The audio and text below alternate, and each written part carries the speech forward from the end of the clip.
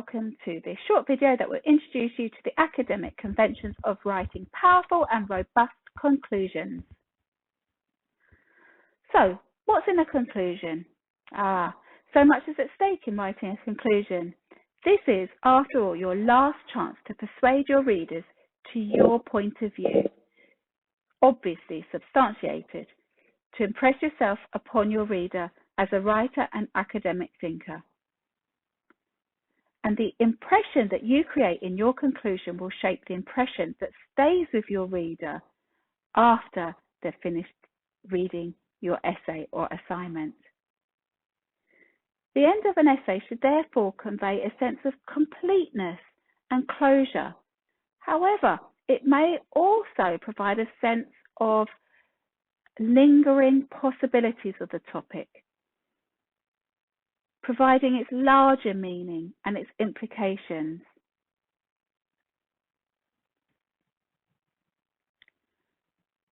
So I've identified 5 common features of a conclusion.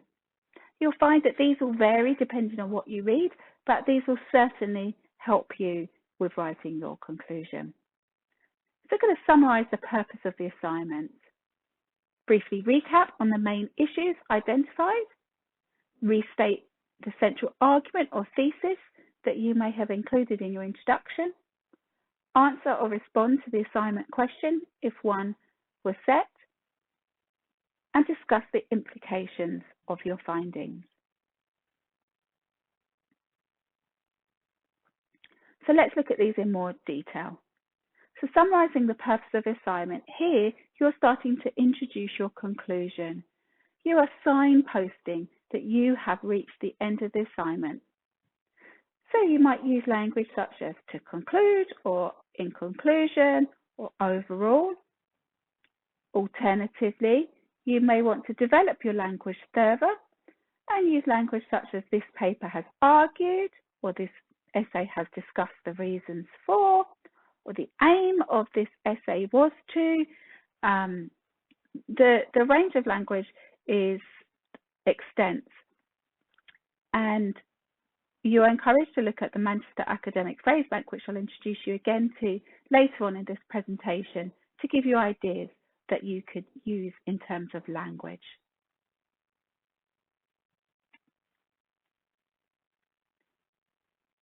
So, just as you did in the introduction, where you're going to provide an outline of what you'll discuss, here in the conclusion, you're going to recap on the main issues.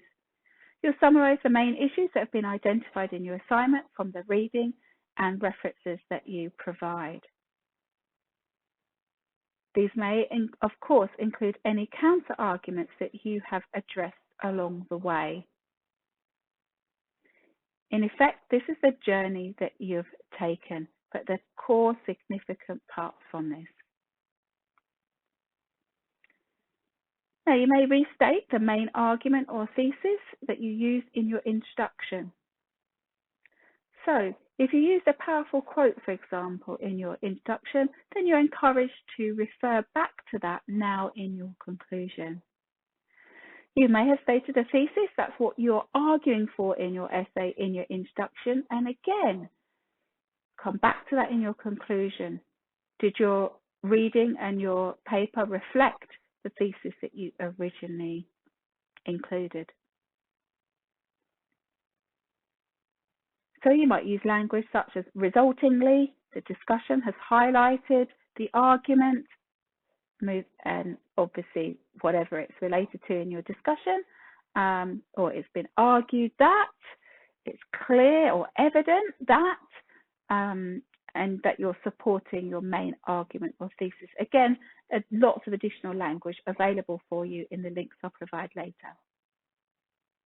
Now, you may have been set an assignment question. So certainly if you have been set a specific question to address in your assignment, this is your time to summarise and respond to that within your conclusion. And finally, it's important to start considering the implications of your writing.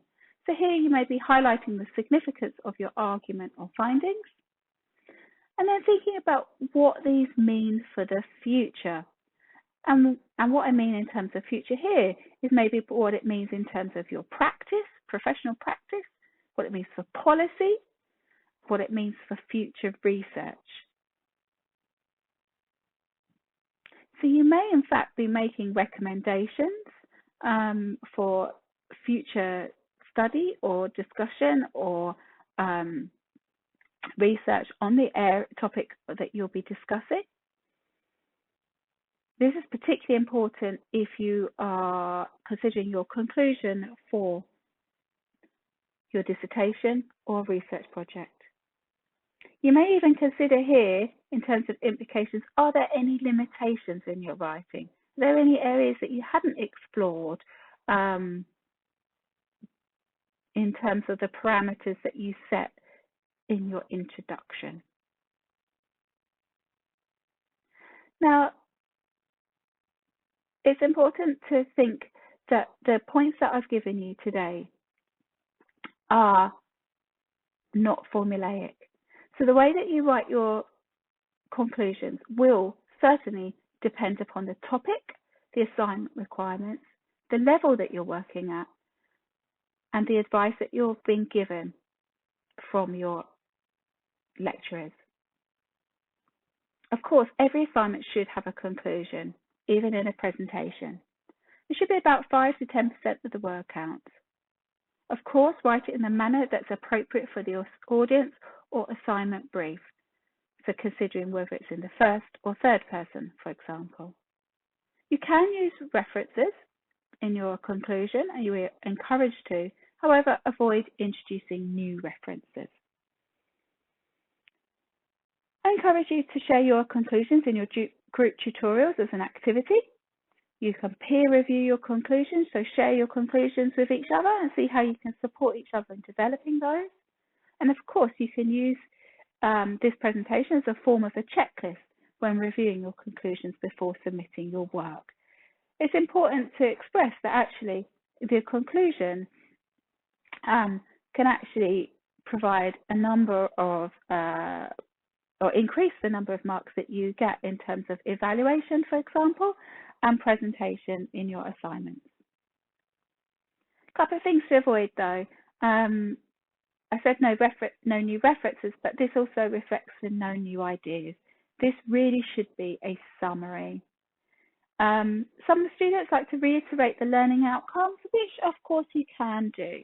But for those of you that are looking to develop your conclusive writing and your conclusions, then I would recommend avoiding reiterating simply the learning outcomes.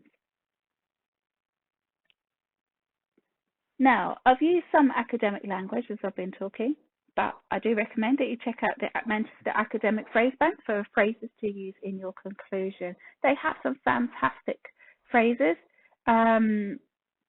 depending on what it is that you're looking to discuss. And building upon your language will really help with your presentation skills as well in terms of marks. Got some additional resources here. Most universities have different resources for academic writing. Here's just a few, and with some examples of conclusions on there. So it's now over to you to believe in yourself, to write that powerful, engaging and robust conclusion. Thank you for listening.